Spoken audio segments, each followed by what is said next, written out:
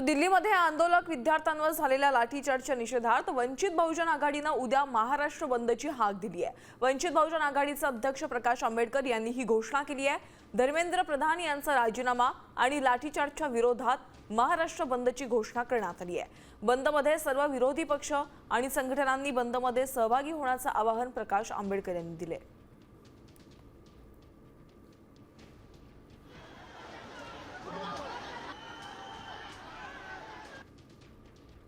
महाराष्ट्र बंदची हाक दिलेली आहे आणि ही हाक जरी वंचित बहुजन आघाडीने दिली असली तरीही समविचारी पक्ष, भाजपच्या विरोधी पक्ष, समविचारी संघटना, स्टुडंट्स ग्रुप, स्टुडंट्स, पेरेंट्स आणि तसेच नागरिक हे या बंदमध्ये मोठ्या प्रमाणात सहभागी होणार आहेत। जर उद्या कुठल्या आंदोलनामध्ये आपल्या लेकरा बाळाचा जीव गेला किंवा ज्या स्पर्धा परीक्षा आहेत, ज्या एज्युकेशन सिस्टम आहे ज्याच्याने आपल्या लेकराचं उद्या एज्युकेशन आणि भविष्य हे सिक्युअर होणार आहे, हेच जर कोलमडलं तर आपण पैसा साठवून करणार